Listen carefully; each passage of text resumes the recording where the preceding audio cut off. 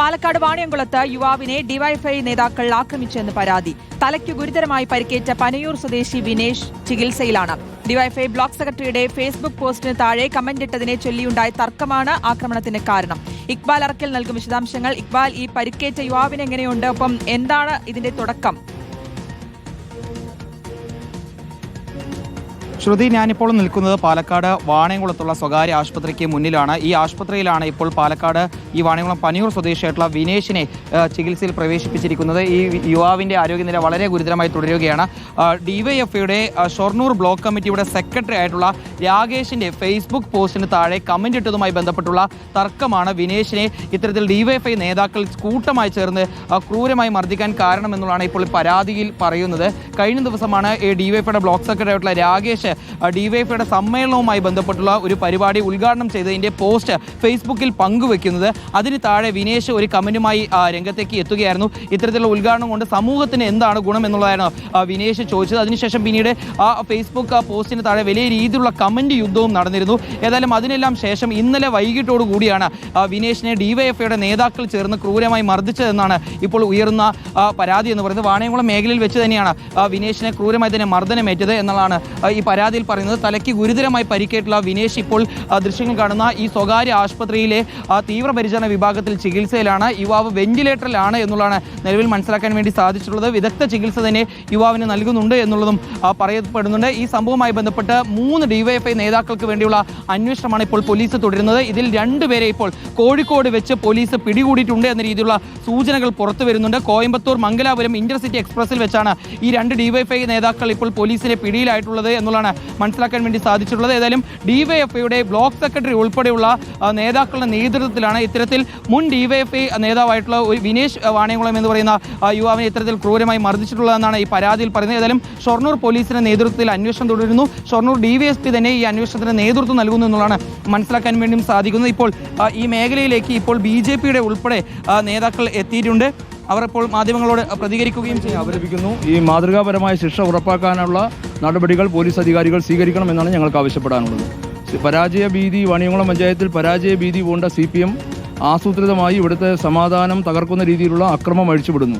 സ്വാതന്ത്ര്യം ജനാധിപത്യം എന്നൊക്കെ ഉറക്ക മുദ്രാവാക്യം വിളിക്കുന്ന ആളുകൾ ഒരു സാമൂഹ്യ മാധ്യമത്തിൽ പോസ്റ്റ് ഇട്ടു എന്നുള്ളതിൻ്റെ പേരിൽ ഒരു യുവാവിനെ ആക്രമിച്ച് അതിഗുരുതരമായ രീതിയിൽ പരിക്കേൽപ്പിക്കുന്നു എന്നുള്ളത് കണ്ടിരുന്ന എന്താ ആരോഗ്യം വളരെ മോശമായ രീതി ICUവിലാണെന്നാണ് ഞങ്ങൾ മനസ്സിലാക്കുന്നത്.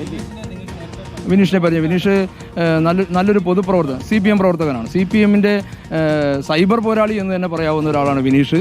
അഭിപ്രായ വ്യത്യാസങ്ങൾ അവർ തമ്മിലുണ്ടായിട്ടുണ്ടോ എന്ന് ഞങ്ങൾക്കറിയാം. അവർ സംഘടനാപരമായ കാര്യമാണ്. പക്ഷേ ഒരു ചെറിയ അഭിപ്രായത്തിൻ്റെ പേരിൽ ആ FB പോസ്റ്റൊക്കെ എല്ലാവരും കണ്ടിട്ടുള്ളതാണ്. അതിമൃഗീയമായ രീതിയിൽ ആക്രമിച്ച് പരിക്കേൽപ്പിക്കുക എന്നുള്ളത് അപലപനീയമാണ്. BJP അതിശക്തമായി തന്നെ ഇതിനെതിരെ പ്രതികരിക്കുന്നു. സാമൂഹിക അന്തരീക്ഷം വാണിയംകുളം പഞ്ചായത്തിൽ നമുക്കറിയാം BJP വളരെ ക്രിയാത്മക പ്രതിപക്ഷമായിട്ടുള്ള പഞ്ചായത്താണ്. CPM പരാജയ ഭീതി നേരിടുന്നൊരു പഞ്ചായത്താണ്. ആ ഭീതി ആയിരിക്കാം വരെ ഒരുപക്ഷെ ഇത്തരത്തിലുള്ള ആക്രമണങ്ങൾക്കൊക്കെ അവരെ ഡിവൈഎഫ്ഐയുടെ നേതാക്കളെല്ലാം ഇവിടെ തന്നെ ഉള്ള ആളുകൾ. അതെ, വാണിയംകുളത്തെ പൊതുപ്രവർത്തകരായി അറിയപ്പെടുന്ന ആളുകൾ തന്നെയാണ് വിനീഷിനെ മർദ്ദിച്ചിട്ടുള്ളത് എന്നാണ് മനസ്സിലാക്കുന്നത്. CPMൻ്റെ ബ്രാഞ്ച് സെക്രട്ടറിമാരാണ് ആക്രമിച്ചിട്ടുള്ളത് എന്നാണ് മനസ്സിലാക്കുന്നത്. അവരുടെ ബന്ധുക്കളോട് സംസാരിച്ചപ്പോൾ ഞങ്ങൾക്ക് അങ്ങനെയാണ് മനസ്സിലാക്കാൻ വേണ്ടി സാധിച്ചത്. ആരോഗ്യനിലയുമായി ബന്ധപ്പെട്ട് ഡോക്ടർമാരോട് എന്തെങ്കിലും സംസാരിച്ചത്? അതൊന്നും കഴിഞ്ഞിട്ടില്ല. അദ്ദേഹം ICUവിലാണെന്നാണ്.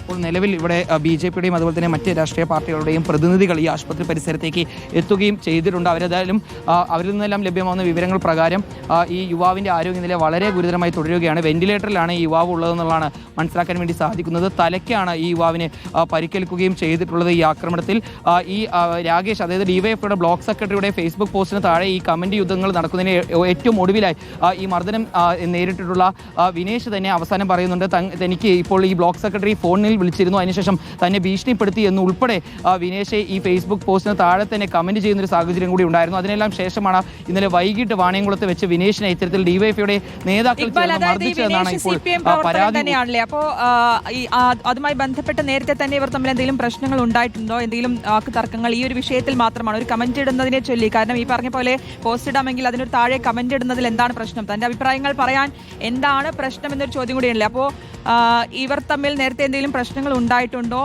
അതിന്റെ ബാക്കിയാണോ ഈ കാര്യങ്ങൾ എന്നടക്കമുള്ള കാര്യങ്ങളും കൂടി മനസ്സിലാക്കേണ്ടതില്ലേ? ശ്രുതി, അതായത് നിലവിൽ മനസ്സിലാക്കുന്ന വിവരങ്ങൾ പ്രകാരം യാതൊരു രീതിയിലുള്ള പ്രശ്നങ്ങളും നിലവിൽ ഉണ്ടായിരുന്നില്ല. ഈ രാകേഷ് ഡിവൈഎഫ്ഐയുടെ ബ്ലോക്ക് സെക്രട്ടറിയാണ്. രാകേഷ് ഈ ഡിവൈഎഫ്ഐയുടെ സമ്മേളനവുമായി ബന്ധപ്പെട്ടുള്ള ഒരു ഉദ്ഘാടന പരിപാടിയുടെ ഫോട്ടോയാണ് പോസ്റ്റായി ഫേസ്ബുക്കിൽ പങ്കുവയ്ക്കുന്നത്. അതിന് താഴെയാണ് വിനേഷ്, നിങ്ങൾ ഇത്തരത്തിൽ ഉദ്ഘാടന പരിപാടികൾ നടത്തുന്നത് കൊണ്ട് എന്താണ് സമൂഹത്തിന് ഗുണം, അല്ലെങ്കിൽ എന്ത് ഗുണമാണ് ഇത്തരത്തിലുള്ള ഉദ്ഘാടന പരിപാടിയും സമ്മേളനങ്ങളിലൂടെ നിങ്ങൾ ജനങ്ങൾക്ക് നൽകുന്നതെന്നുള്ള ഒരു കമൻറ്റാണ് ഇടുന്നത്. അതിനുശേഷം പിന്നീട് വിനേഷിനെ എതിർത്തുകൊണ്ട് പല രീതിയിലുള്ള ഡിവൈഎഫ്ഐയുടെയും അതുപോലെ തന്നെ CPM-ൻ്റെയും പ്രവർത്തകർ ഈ ഫേസ്ബുക്കിനെ കമൻറ്റിന് താഴെ തന്നെ രംഗത്തേക്ക് എത്തുന്ന സാഹചര്യം ഉണ്ടായിരുന്നു. അത് പിന്നീട് വലിയ രീതിയിലുള്ള ചർച്ച ആ ഫേസ്ബുക്ക് പോസ്റ്റിന് താഴെ ഉണ്ടാവുന്നു. രാകേഷിൻ്റെ ബാങ്കിലെ ജോലി ഉൾപ്പെടെയുള്ള കാര്യങ്ങളുമായി ബന്ധപ്പെട്ടുള്ള പരാതികൾ ആ ഫേസ്ബുക്ക് പോസ്റ്റിന് താഴെ പിന്നീട് വിനേഷ് കുറിക്കുകയും ചെയ്യുന്നുണ്ട്. ഏതായാലും അതിനെല്ലാം ഏറ്റവും ഒടുവിലായിട്ടാണ് വിനേഷ് തനിക്ക് നേരെ ഉയർന്നിട്ടുള്ള ഭീഷണി, ആ ഭീഷണിയുമായി ബന്ധപ്പെട്ടുള്ള വിവരങ്ങളും പങ്കുവെച്ചത്. ആ ഭീഷണിയുമായി ബന്ധപ്പെട്ടുള്ള വിവരങ്ങൾ പങ്കുവെച്ച് മണിക്കൂറുകൾ തികയും മുമ്പ് തന്നെ പിന്നീട് വിനേഷ് ആക്രമിക്കപ്പെടുകയായിരുന്നു എന്നുള്ളതാണ് പരാതി ഉയർന്നിട്ടുള്ളത്. ഏതായാലും വിനേഷിന്റെ ആരോഗ്യനില ഇപ്പോഴും ഗുരുതരമായി തുടരുകയാണ്. അദ്ദേഹത്തിനെ ഇപ്പോൾ ഈ സ്വകാര്യ ആശുപത്രിയിലേക്ക് എത്തിച്ച് വിദഗ്ധമായിട്ടുള്ള ചികിത്സ നൽകുന്നുണ്ട്. പക്ഷേ ആ യുവാവ് ഇപ്പോഴും വെന്റിലേറ്ററിലാണ്. ഈ ആക്രമണം നടത്തിയിട്ടുള്ള 2 ഡിവൈഎഫ്ഐ നേതാക്കൾ ഇപ്പോൾ പോലീസിന്റെ പിടിയിലായെന്ന് ഇപ്പോൾ വിവരമുണ്ട്. പക്ഷേ അത് ആരാണ് എന്നുള്ള രീതിയിലുള്ള സൂചനകൾ പുറത്തു വന്നിട്ടില്ല. ഇവർ ഉടൻ തന്നെ കോഴിക്കോട് നിന്ന് പാലക്കാട് വാണിയംകുളത്തേക്ക് എത്തിക്കും, ഷൊർണൂരിലേക്ക് എത്തിക്കും. അതിനുശേഷം ഈ സംഭവ സ്ഥലത്തേക്ക് എത്തിച്ച് പോലീസ് തെളിവെടുപ്പ് ഉൾപ്പെടെ നടത്തും. ഇനി പിടിയിലാവാനുള്ള ഡിവൈഎഫ്ഐ നേതാവിന് വേണ്ടിയുള്ള അന്വേഷണം പോലീസ് ഊർജിതമായി കൊണ്ടിരിക്കുകയാണ്. ശ്രുതി, ശരി, ഓക്കെ, വ്യക്തമാണ്. എന്തായാലും ഡിവൈഎഫ്ഐ ബ്ലോക്ക് സെക്രട്ടറിയുടെ ഫേസ്ബുക്ക് പോസ്റ്റിന് താഴെ കമന്റ് ഇട്ടു എന്നതിനെ ചൊല്ലിയുണ്ടായ തർക്കമാണ് ഈ ആക്രമണത്തിലേക്ക് കലാശിച്ചതെന്നാണ് മനസ്സിലാക്കുന്നത്. ഇക്ബാൽ അറക്കലാണ് വിശദാംശങ്ങൾ നൽകിയത്.